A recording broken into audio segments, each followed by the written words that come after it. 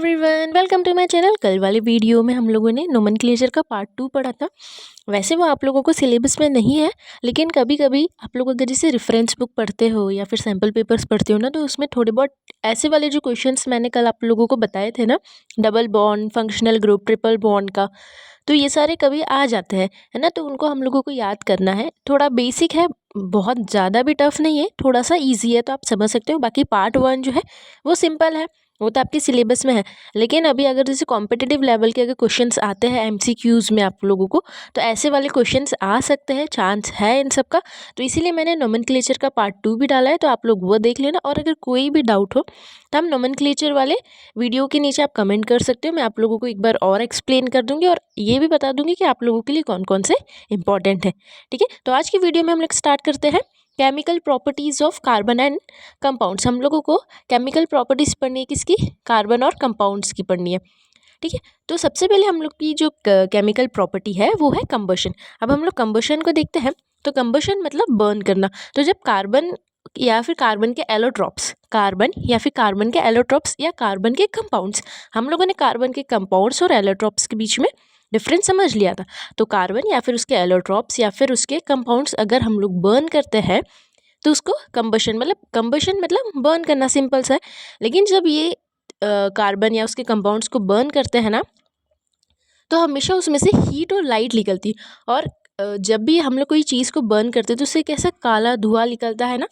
तो ये ऐसे जैसे फैक्ट्रीज़ में देखते हैं तो बहुत सारे कार्बन कंपाउंड्स बर्न करते हैं, तो ये ऐसा हेल्थ के लिए अच्छा नहीं है, सराउंडिंग के लिए, इन्वायरमेंट के लिए भी अच्छा नहीं है। ठीक है, तो अब हम लोग पढ़ते हैं। तो हमेशा जब भी हम कोई चीज़ बर्न करते हैं तो हम लोग किसके प्रेजेंस में करते हैं? ऑक्सीजन के प्रेजेंस में। बिना ऑक्सीजन के कोई भी चीज़ बर्न नहीं होगी। तो oxygen is very important. Oxygen means O2 के वाले फॉर्म में, मतलब डाइऑक्साइड जो है वो बहुत इंपॉर्टेंट है कोई भी चीज़ को बर्न करने के लिए, है ना। अगर आप एक ऐसा वैक्यूम क्रिएट करोगे, ठीक है, जैसे एक कैंडल ली हम लोगों ने और कैंडल को बर्न किया, बर्न करने के बाद उसमें जितनी ऑक्सीजन थी, ठीक है, उसके ऊपर से ग्लास ढक देते। ये वाली एक्टिविटी आप लोगों ने करी होगी क्लास 8th 7th 8th में। तो उसके ऊपर जब ग्लास ढक देते तो जितनी ही उसमें ऑक्सीजन रहती जब तक वो बर्न करता है, लेकिन जब ऑक्सीजन खत्म हो जाती है, वहाँ की एयर खत्म हो जाती है, क्योंकि हम लोगों ने वहाँ पे वैक्यूम क्रिएट किया, मतलब कोई भी एयर नहीं है, तो कैंडल जो है वो बुझ जाती है। ठीक है, मतलब बर्न करना स्टॉप कर देती है वो। तो कंबशन के लिए, किसी भी चीज़ को जलाने के लिए ऑक्सीजन इज़ वेरी इंपॉर्टेंट। तो जब भी हम लोग कार्बन या उसके कंपाउंड्स को ऑक्सीजन के प्रेजेंट में जलाते हैं, जैसे C+O2 है, सिर्फ प्योर कार्बन को जलाते हैं तो हम लोगों को CO2 मिलता है। और CO2 आप लोगों को मालूम है कि कितना ये डेंजरस है, हानिकारक है CO2। प्लस हीट और लाइट भी निकलती है उससे, है ना।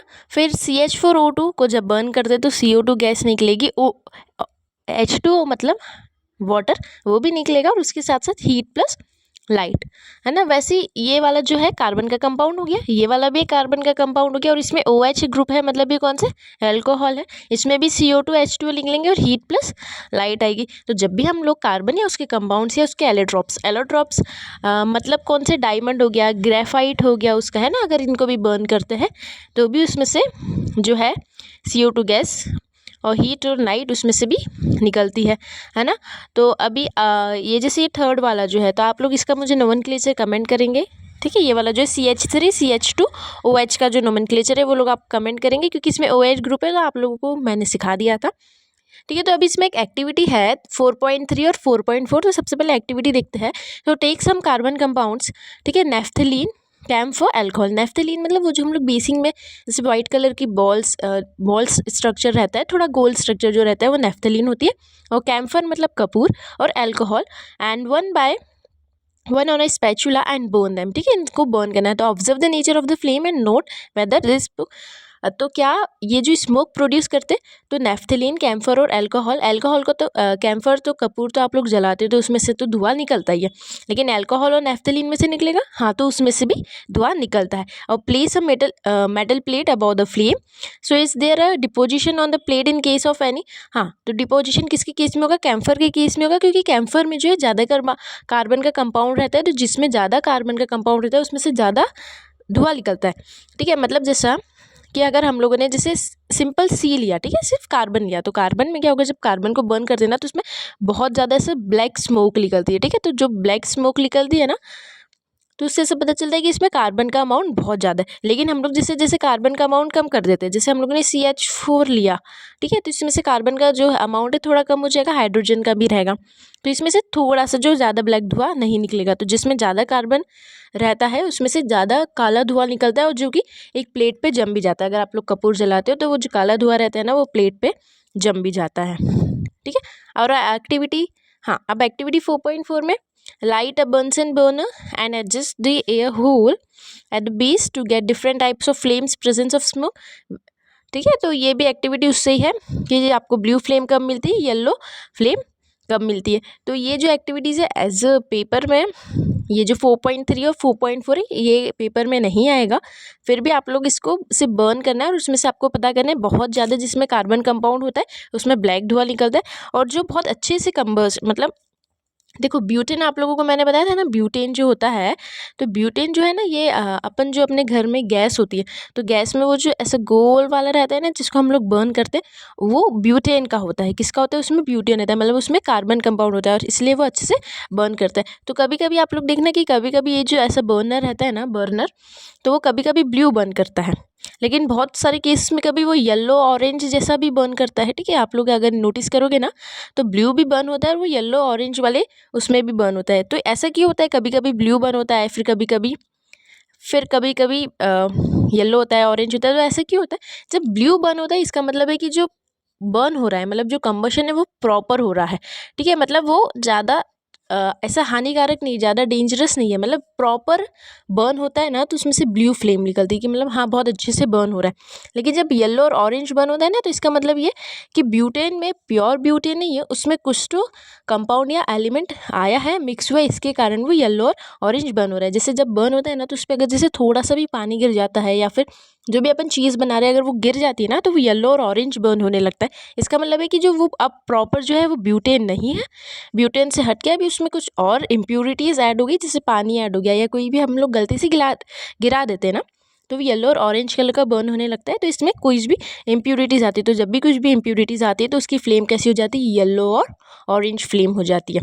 बाकी जब भी कोई चीज़ अगर प्रॉपर ब्लू बर्न होती, जैसे ब्लू फ्लेम निकलती है या प्रॉपर बर्न होती है ना, मतलब इम्प्यूरिटीज़ नहीं रहती है, तो उसमें ब्लू फ्लेम होता है। तो आप लोग ये अगर आप लोग ने नहीं देखा होगा तो आप ये गैस में देखना कभी करके, अगर आप लोग नोटिस करोगे।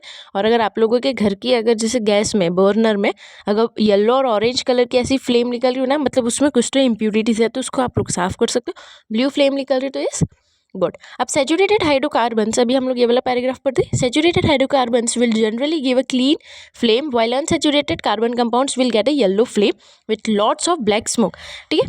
तो इसका मतलब क्या है कि सैचुरेटेड मतलब हमारे पास सिंगल बॉन्ड है, तो सिंगल बॉन्ड हमेशा जो है वो कौन सी फ्लेम देता है, ब्लू फ्लेम देगा या फिर क्लियर फ्लेम देता है। ब्लू फ्लेम लिखा या फिर क्लीन फ्लेम, क्लीन फ्लेम का मतलब ही इधर कौन सा है, ब्लू फ्लेम, ठीक है।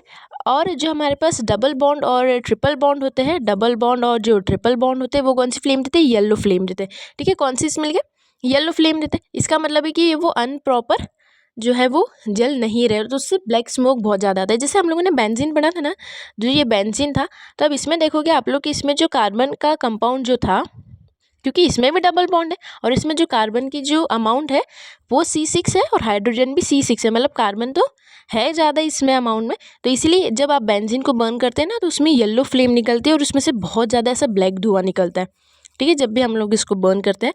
तो मैंने जैसे बताया आप लोगों को कि जो अपने गैस बर्नर में होता है वो ब्यूटेन होता है, मतलब वो कौन सा बॉन्ड में आएगा, सिंगल बॉन्ड में आएगा, और इसलिए वो कैसे बर्न होता है, ब्लू फ्लेम में बर्न होता है, मतलब क्लीन फ्लेम में बर्न होता है। लेकिन अगर उसमें कुछ इंप्यूरिटीज़ आ जाती है या फिर अनसैचुरेटेड कार्बन कुछ बन जाता है, तो वो कैसा बर्न होता है, ब्लू फ्लेम में बर्न होता है। जब भी हम लोग आग लगाते हैं ना, प्लास्टिक को जब भी जलाते हैं ना, तो प्लास्टिक में बहुत ज़्यादा कार्बन कंपाउंड रहता है, तो बहुत काला धुआं निकलता है। कभी भी प्लास्टिक को जला के देखना, ठीक है।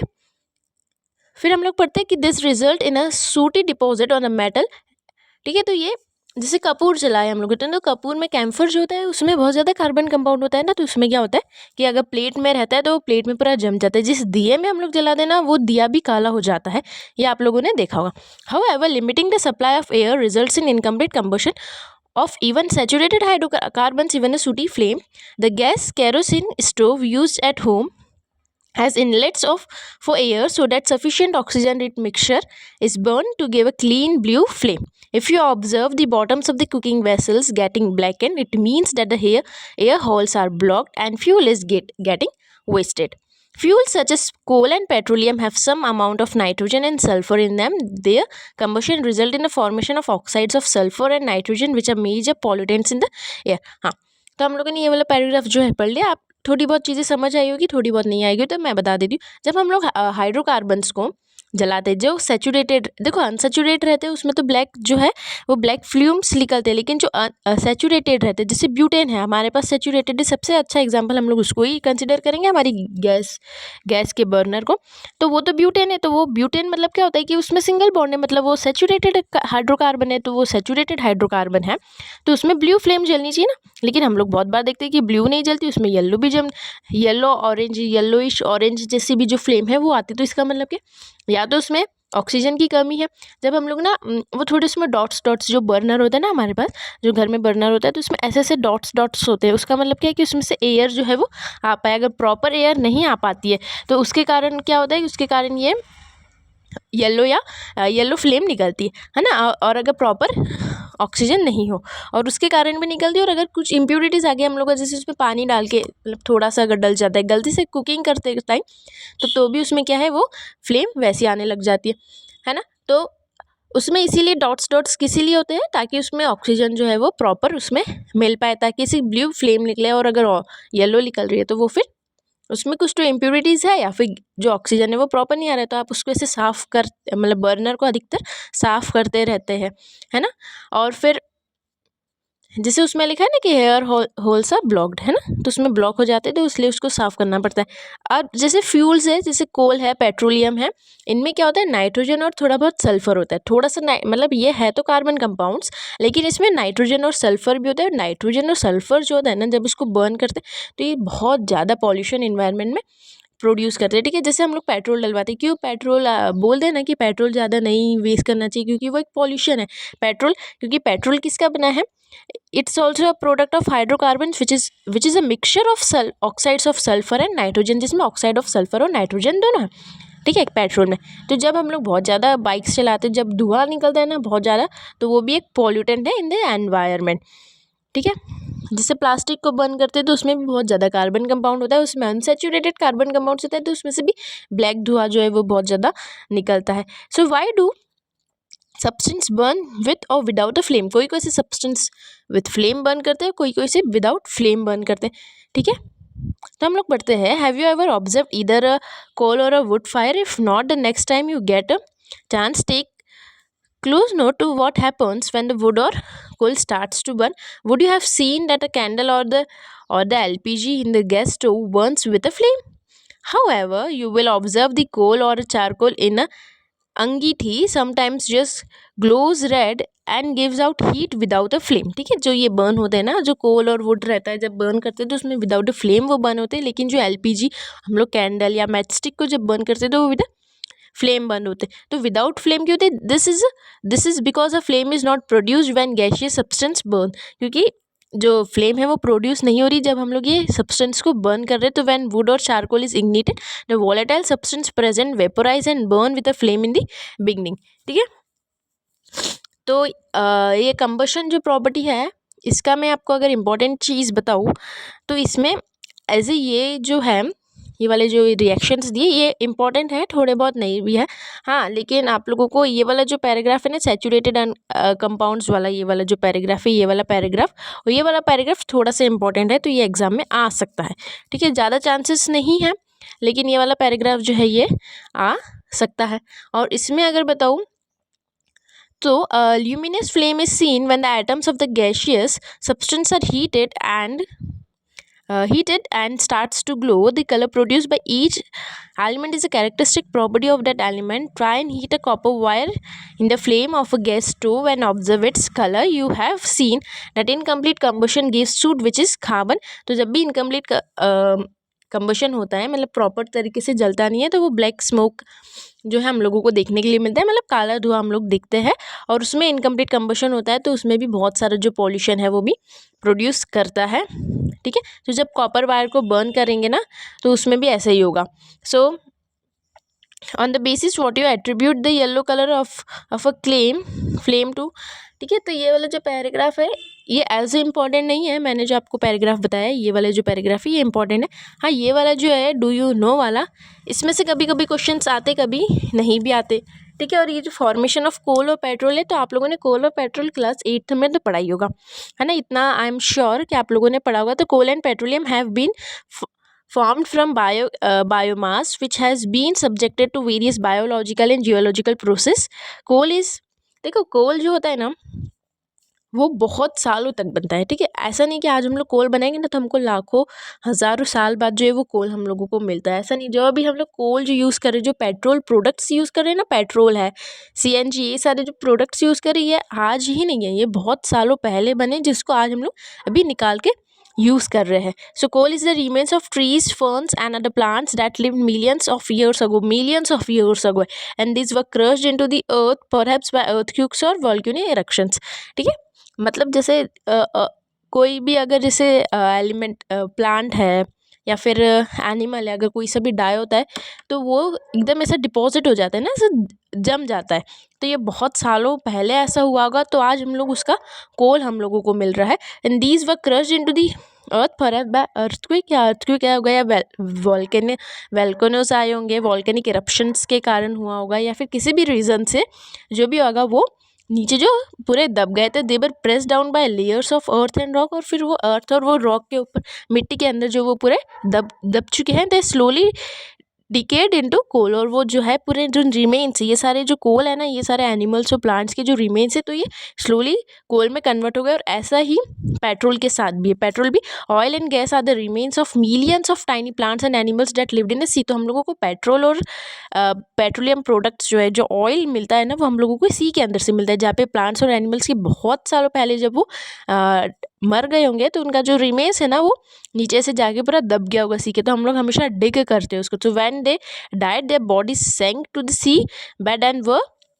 कवर्ड विद अ स्लेट, और पूरी स्लेट से कवर हो गई होगी, और उसके बाद वो डिके हो जाते हैं, मतलब पूरे से सड़ने जब लग जाते तो सड़ने लग जाते, तो उसके बाद हम लोग उसको अब एक्सट्रैक्ट कर रहे हैं। Bacteria attack by dead remains turning them into oil and gas. तो जब भी जैसे कोई भी जैसे आपके आसपास भी अगर कोई भी एनिमल मरता है, ठीक है, जैसे चूहा है या फिर कुछ भी ऐसे मर जाते हैं, तो उसके ऊपर ऐसी मक्खी आती है या फिर बहुत सारे ऐसे छोटे छोटे जो कीड़े मकोड़े हैं, इंसेक्ट्स है, वो आके उस पर बैठ जाते हैं। मतलब वो बैक्टीरिया है, तो एक प्रकार से वो क्या कर रहे हैं कि वो डेड रिमेन्स को जितना वो हो सकता है कंज्यूम कर लेते हैं, मतलब अपने इधर से वो हटा देते हैं। बाकी जो रहता है वो अर्थ क्रस्ट में जो डिके हो जाता है। Meanwhile the slit was slowly compressed into rock the oil and gas seeped into the porous parts of the rock and got trapped in like water in a sponge. Can you guess why coal and petroleum are called fossil fuels? तो उसको fossil fuels इसीलिए बोलते हैं क्योंकि ये जो है बहुत सारे प्लांट्स और एनिमल्स के जो ये जब दे डाई तो उनका जो रिमेन्स होता है वो बच जाता है, और वो धीरे धीरे जो है वो पूरे अर्थ में वो डिकम्पोज होने लग जाता है, ठीक है। तो इसीलिए उनको फॉसिल फ्यूल्स बोलते हैं, क्योंकि वो एक डीके है। तो ये वाला जो पैराग्राफ है, ये वाला और ये वाला, it's not very important as per your CBSE board exams. हाँ, बट एक क्वेश्चन या 1-2 मार्क का क्वेश्चन, उससे ज़्यादा इसमें से कुछ बनेगा नहीं। बिकॉज मोर टू नो, जैसे आपको कोल और पेट्रोलियम का बहुत सारा आप लोगों को नॉलेज है ही, है ना, तो इसमें से वो उनको मालूम है कि आप लोगों ने क्लास 8th में पढ़ाई होगा, ठीक है। तो अभी हमारी प्रॉपर्टी आती है, दूसरी आती है ऑक्सीडेशन की। तो आप लोगों ने ऑक्सीडेशन क्या पढ़ा है, अभी मैंने आप लोगों को बताया था फर्स्ट चैप्टर में, एक तो रिडक्शन पढ़ाया था और एक ऑक्सीडेशन, मतलब ऑक्सीजन का किसी भी चीज़ में मिल जाना, उसको क्या बोलते हैं, ऑक्सीडेशन बोलते हैं।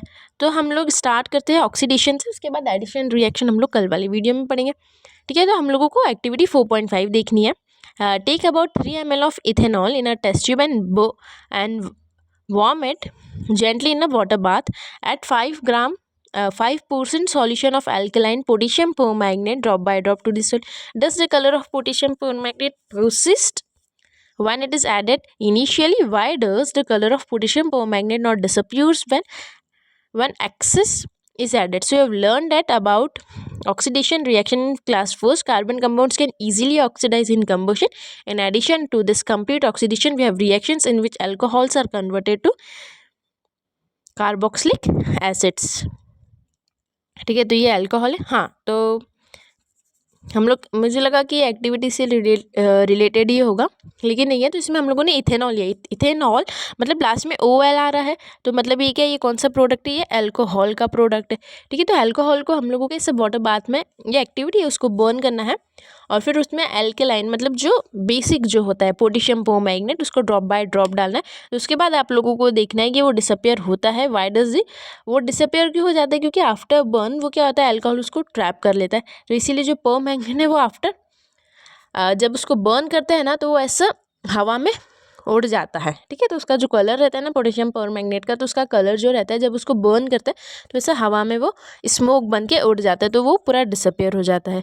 ठीक है, तो अब हम लोग देखते हैं कि जो अल्कोहल है हम लोग उसको कन्वर्ट किस में कर सकते हैं, कार्बोक्सिलिक एसिड में। तो मतलब ये वाला जो है ये इंपॉर्टेंट है, ये वाले जो, ठीक है, ये वाली जो एक्टिविटी है ये इंपॉर्टेंट है, सॉरी रिएक्शन जो है इंपॉर्टेंट है। तो CH3CH2OH आप इसका नाम रख सकते हो। तो इसको क्या बोलेंगे हम लोग, क्योंकि इसमें 2 कार्बन है तो हम लोग क्या बोलेंगे, 2 कार्बन के लिए हम लोग क्या यूज़ करते हैं, इथेन यूज़ करते हैं। ठीक है, और इसमें OH ग्रुप है और सिंगल बॉन्ड है, तो हम लोग इसको क्या बोलेंगे, इथेनॉल। और जब इसमें हम लोगों ने क्या किया, ये वाला एक्टिविटी जो है ना, इसका ही ये जो है ये फॉर्मूला दिया है। ठीक है, ये नीचे इसका रिएक्शन दिया, ये वाली जो एक्टिविटी है ना 4.5। तो इसमें एल्केलाइन हम लोगों ने KMnO4 डाला। KMnO4 मतलब पोटेशियम परमैंगनेट, और उसको हीट किया। ठीक है, और उसमें एक और दिया कि अगर if you don't have potassium permanganate then you can add acidified K2Cr2O7 plus heat. ठीक है, तो आप लोगों का एक्टिविटी में ये दिया, तो आप लोग एल्केलाइन KMnO4 प्लस हीट याद करना। इसको नहीं भी याद करोगे तो भी चलेगा, अगर आप सिर्फ इतना से लेके आते हो ऊपर वाला तो भी सही रहेगा, लेकिन ये इसका चांसेस है कि ये थोड़ा आ सकता है। तो जब इसको हीट करते हैं तो हमको क्या मिलता है, CH3OOH, मतलब हमको क्या मिला है, कार्बोक्सिलिक एसिड मिला। ठीक है, COH कार्बोक्सिलिक एसिड होता है ना, हम लोगों को क्या मिला, उसमें से बोन करने के बाद कार्बोक्सिलिक एसिड मिला। तो ये वाला रिएक्शन जो है इंपॉर्टेंट है। अब ये रिएक्शन में मैं मतलब क्या समझाऊंगी, आप लोगों को इसको याद ही करना पड़ेगा। So we see that substance are capable of adding oxygen to others. The substance are known as oxidising agent.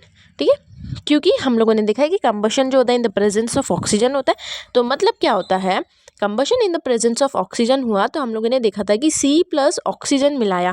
ठीक है, तो ये वाला जो कंपाउंड है इसमें हम लोगों ने ऑक्सीजन को ऐड किया। तो इसका क्या मतलब है कि जब भी हम लोग किसी भी रिएजेंट में या फिर कंपाउंड में, एलिमेंट में अगर ऑक्सीजन का ऐड करते हैं तो वो कौन सा रिएक्शन होता है, ऑक्सीडेशन रिएक्शन होता है। इसमें भी ऑक्सीजन ऐड किया, क्योंकि जब भी हम लोग कोई चीज़ को बर्न करते हैं तो वो हमेशा ऑक्सीडेशन ही होती है, क्योंकि कोई चीज़ विदाउट ऑक्सीजन बर्न होती ही नहीं है। उनके लिए हम लोगों को ऑक्सीजन इंपॉर्टेंट है ही। तो कोई भी चीज़ बर्न हो रही है तो उसके लिए ऑक्सीजन इज़ वेरी इंपॉर्टेंट। तो वो जब भी चीज़ बर्न होती है तो वो ऑक्सीडेशन रिएक्शन कहलाती है। ठीक है, तो एल्कलाइन पोटेशियम परमैंगनेट और acidified potassium dichromate are oxidising alcohols to acid that is adding oxygen to starting material, hence they are known as oxidising agent. क्योंकि अगर हम लोग इनको ऐड करें तो इसका क्या मतलब है कि हम लोग ने जब इसको बर्न किया, मतलब ये वाला एलिमेंट को, इथेनॉल को, जब हम लोगों ने ये इथेनॉल को जब बर्न किया तो हम लोगों ने इसमें ये ऐड किया। तो इसका मतलब क्या है कि एक ऐसा ऑक्सीडाइजिंग एजेंट की तरह ये से बिहेव करता है, क्योंकि इसके कारण से क्या है, ये बर्न हो रहा है। तो इसको हम लोग क्या बोलेंगे, ऑक्सीडाइजिंग एजेंट। ठीक है, so oxidation is not important in this chapter, but oxidation is important according to the first chapter. ठीक है, इसमें इतना इंपॉर्टेंट नहीं है, तो ये वाला आप देख सकते हो, ये वाली जो रिएक्शन इज समवॉट इम्पॉर्टेंट और नॉट, बट हाँ, combustion is important and oxidation is not important for chapter number 4, but it's important for chapter 1, है ना। सो ये वाला रिएक्शन याद करना है। तो इस वीडियो के लिए इतना ही। कल वाले वीडियो में हम लोग एडिशन रिएक्शन से स्टार्ट करेंगे और उसके बाद सब्स्टिट्यूशन रिएक्शन भी हम लोग याद करेंगे। सो मैंने बोल दिया था आप लोगों की जो इसके पहले जो nomenclature, versatile nature of carbon पर है, वो ज़्यादा इंपॉर्टेंट है। इसके बाद जो प्रॉपर्टीज़ जो आती है वो इतनी इंपॉर्टेंस नहीं रहती है, फिर भी हम लोगों को ये पढ़ना तो पड़ेगा ही, क्योंकि ये 1-2 नंबर में आ भी सकती है। तो इस वीडियो के लिए इतना ही, बाय।